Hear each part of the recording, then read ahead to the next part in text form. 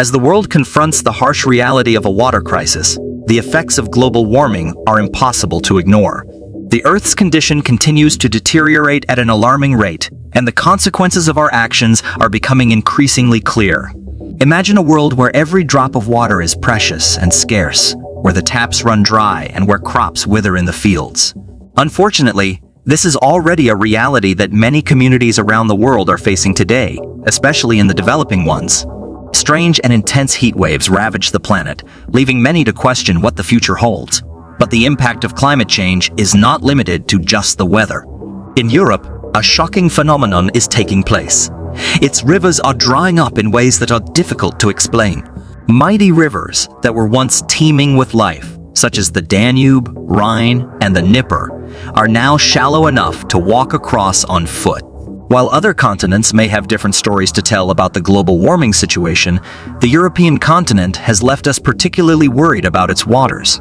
The continent is home to many great rivers that are not only vital sources of water, but also cultural and economic lifelines for millions of people. From the Low to the Po, these rivers are integral to the fabric of European society.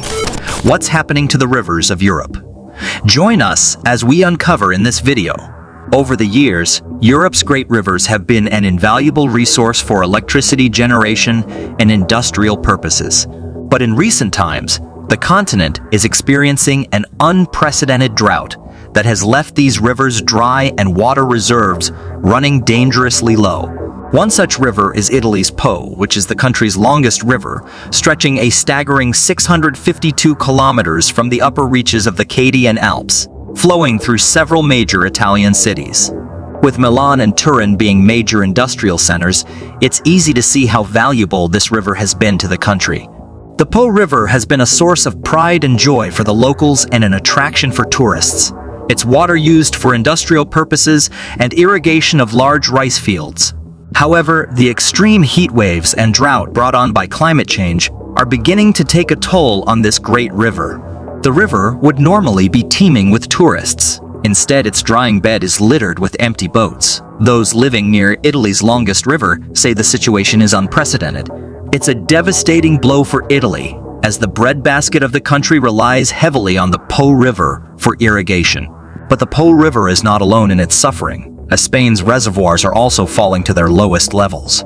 Another area that is being hit hard is the Catalonia region of Spain, where the Sau Reservoir is experiencing a severe water shortage.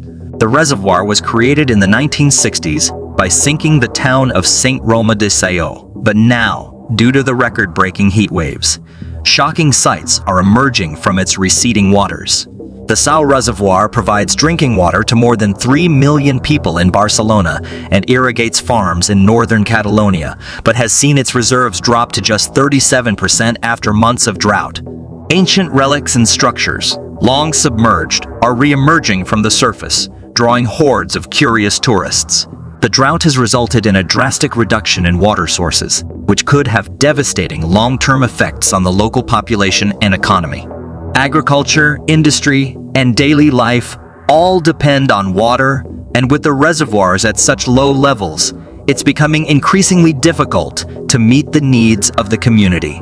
Other reservoirs in Spain, such as the Beatings Reservoir in western Yorkshire, are also experiencing similar problems, as the water level drops to reveal previously submerged structures such as centuries-old bridges.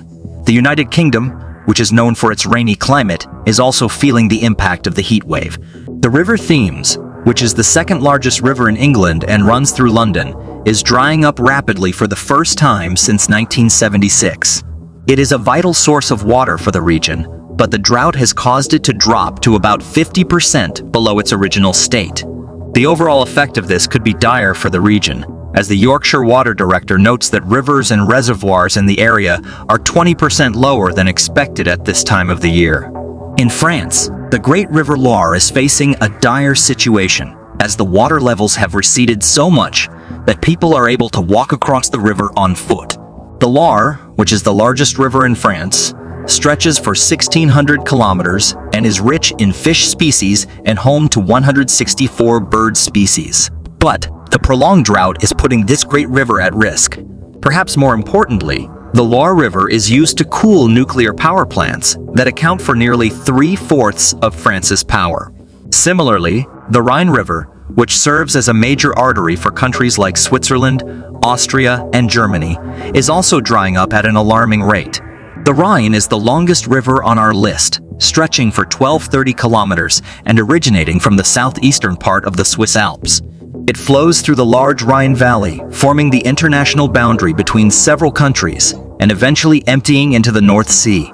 The Rhine is a vital economic artery for transporting large cargoes. But as the water levels continue to recede, ships are being forced to reduce their load capacity by about 30%. The dire effects of the rivers drying up could be more observed in Germany. The drought has caused the water levels to drop, making it difficult for barges to navigate the river and transport goods. The impact of shutting down the Rhine for freight traffic, even for a short period, can have a significant financial impact. In 2018, a severe drought resulted in a costly loss of €5 billion for Germany. The country is scrambling to find alternative ways to transport its goods, but trains are not a viable option. German train stations are already overcrowded, and the country is struggling with a shortage of truck drivers and congested railways. Diverting freight shipping to rail and road freight is not a simple solution either.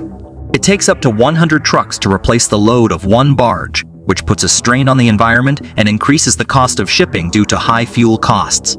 The drying up of Rhine is also causing major problems for shipping companies, as the low water levels make it difficult for ships to navigate. As a result, some shipping companies have had to cut down on their shipping, making 5 ships carry the same quantity of goods that would have been carried by just one ship. Others are even designing custom ships to help remedy the situation. While we can only hope for a return to normal water levels, forecasts predict that the heat and dryness will continue to worsen. The future of Europe's rivers is uncertain and the situation is pressing. It's crucial that we take immediate action to address the effects of climate change on our waterways before it's too late. Don't forget to like and subscribe for more amazing stories.